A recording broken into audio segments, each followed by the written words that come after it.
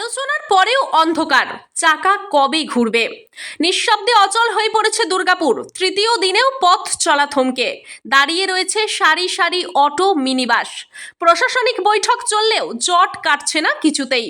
টোটো এবং মিনিবাসের দ্বন্দ্বে কার্যত বন্দী শিল্পাঞ্চলের জনজীবন। টোটোর অবৈধ দৌরাত্ম্যে জেরবার বৈধ মিনিবাস মালিকেরা শেষমেশ পথে নামতে বাধ্য হয়েছেন। বুধবারও ধর্মঘট অটুট। বাস স্ট্যান্ডে দাঁড়িয়ে শুধু টোটো আর মিনিবাস। কোথাও নেই যাত্রী, কোথাও নেই চালক, শুধুই স্তব্ধতা। সকালে কংগ্রেসের ডেপুটেশন ঘিরে এসডিও অফিস চত্বরে উত্তেজনা, ধাক্কাধাক্কি, পুলিশের হস্তক্ষেপ। তারপরেই প্রশাসনিক বৈঠক। মহকুমা শাসক, পরিবহন অধিকর্তা এবং ট্রাফিক পুলিশের সঙ্গে মুখোমুখি আলোচনায় বসেন উভয় পক্ষের প্রতিনিধি, কিন্তু ফলাফল শূন্য। সংগঠনের দাবি বৈঠক নিষ্ফলা। মিনিবাস সংগঠনের অলোক চট্টোপাধ্যায় বলেন, প্রশাসন শুধু আশ্বাস দিচ্ছে, কাজের কাজ কিছুই হচ্ছে না। এবার আমরা আমাদের কর্মীদের সঙ্গে চূড়ান্ত সিদ্ধান্ত নেব। অন্যদিকে প্রশাসনের সুর অনেকটাই নরম। এসিপি ট্রাফিক রাজকুমার মালাকার জানান, বৈঠক গুরুত্বপূর্ণ ছিল। বেআইনি টোটোর বিরুদ্ধে ব্যবস্থা নেওয়া হবে।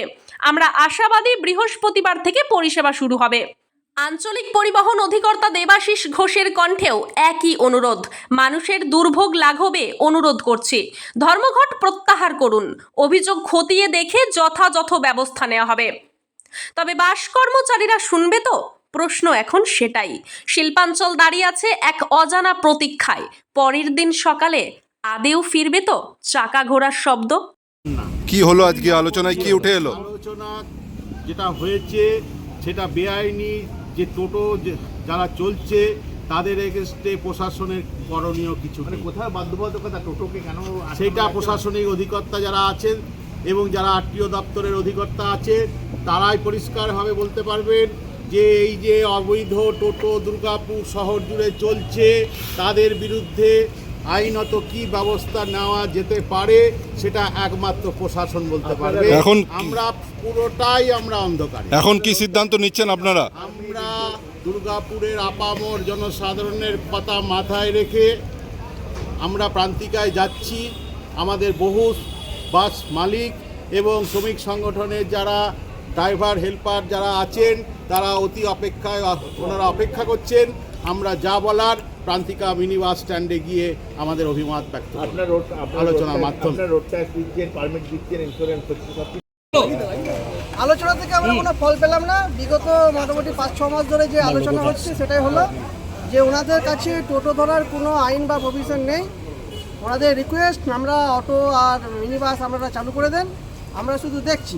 তাই দেখে 2015 থেকে 2025 হয়ে গেল, কিন্তু এখনও পর্যন্ত সরকারের থেকে ওনাদের কাছে কোনো নোটিশ আসেনি যে নম্বরবিহীন টোটো কীভাবে ধরা যাবে।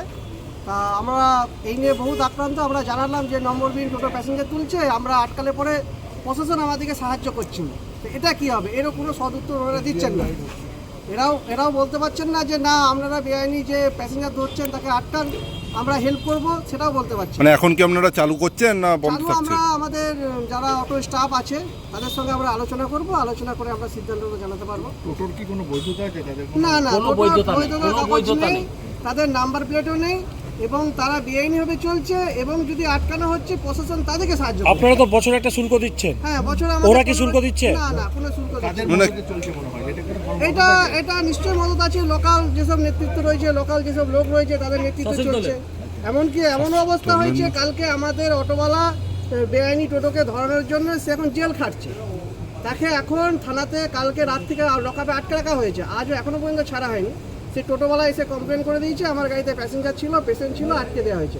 কোনো ভেরিফিকেশনের দরকার নেই। সেই যে বেআইনি তোমার টোটো চালাচ্ছে তার যে কোনো ইন্স্যুরেন্স নেই, সেই যদি অ্যাক্সিডেন্ট হলে ওই পেশেন্টটা মারাই যাবে, সেটা কোনো চিন্তা নেই। মলানদিঘি থানাতে এখনও 2 জন আছে। আমরা যখন বলতে গেলাম বলছে তোমাদের লোক মদ খেয়ে আছে। মানে ইউনিয়নের ছত্রছায়ায় চলছে টোটো? হ্যাঁ, একদম একটা ইউনিয়ন ওরা একটা গঠন করে নিয়েছে। সেই গঠন করে ওটা কি শাসক দলের ইউনিয়ন? শাসক দলের ইউনিয়ন বা কি এটা আমরা বুঝতে পারছি না, কিন্তু একটা প্রচ্ছন্ন কারুর হাত রয়েছে, প্রভাবশালী হাত রয়েছে। নাহলে বারবার আমরা লিগেল, গভর্নমেন্টকে ট্যাক্স দিচ্ছে বাস পক্ষ, অটো পক্ষ, আমরা বলছি লিগেল যেখানে আমার রুট রয়েছে বা আমার স্ট্যান্ড রয়েছে, তা সেখান থেকে টোটোগুলো সরানো। এখন আপনারা এখন কি করবেন? আপনারা কি চালু করছেন? বেআইনিটাই শাসন হয়ে গেছে। হ্যাঁ, এখন এমন একটা দেখা যাচ্ছে যে যারা লিগেল চলবে তাদের পক্ষে কোনো কিছু কেউ করতে পারবে না, যারা আনলিগেল চলবে তাকে সবাই সাপোর্ট করবে। আপনারা কি সিদ্ধান্ত নিচ্ছেন? এখন কি কোনো করবেন? সিদ্ধান্ত নেই, বিগত 5-6 মাস ধরে যেটাই হয় আমরা দেখছি, আমরা চালান এটাই। আপনাদের পরবর্তী পদক্ষেপ? পদক্ষেপ আমরা আমাদের যারা স্টাফ আছে তাদের সঙ্গে কথা বলবো, আলোচনা করে আমরা জানাতে পারবো। ঠিক, কি নাম আপনার? সুজিত ব্যানার্জি। কি? আমি একজন অটো না আপনার নাম? সুজিত ব্যানার্জি।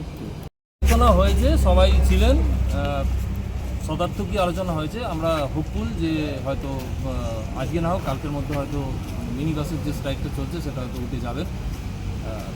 খুব ভালো পরিবেশেই হয়েছে। ওনাদের কিছু সমস্যা ছিল আমাদের প্রশাসনের তরফ থেকে আমরা শুনেছি। আমাদেরও যা বক্তব্য তাদেরকে আশা করি আমরা কনভিন্স করতে পেরেছি। আমরা হোপফুল হয়তো।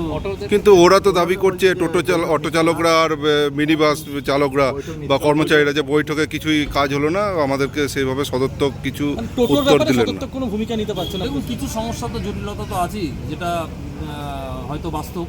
তো সেটা উভয় পক্ষের মধ্যে আলোচনার মধ্যে দিয়ে এটা ওভারকাম করতে হবে।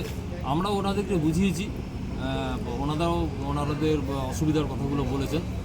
তো আমরাও এসডিএম সাহেবের সাথেও কথাবার্তা হয়েছে। সবাই আমরা একত্রে মিলে আশা করছি ব্যাপারটা মিটে যাবে। বেআইনি টোটো নিয়ন্ত্রণ করার ক্ষেত্রে অসুবিধাটা কোথায়, কোন জায়গায় গিয়ে দাঁড়াচ্ছে? না, অসুবিধা কিছু নেই, আমরা প্রোঅ্যাক্টিভ আছি। হয়তো যেটা চলছিল আমরা এরপর থেকে হয়তো এর গতিটা একটু বাড়বে। হয়তো আগামীকাল থেকে আপনারা দেখতে পাবেন হয়তো আমাদের এই যে বেআইনি অটোর বিরুদ্ধে অ্যাকশন, সেটা হয়তো গতি আরও একটু পাবে। টোটো। বেআইনি toto. Okay sir, thank you. Bureau report, সোজা কথা নিউজ।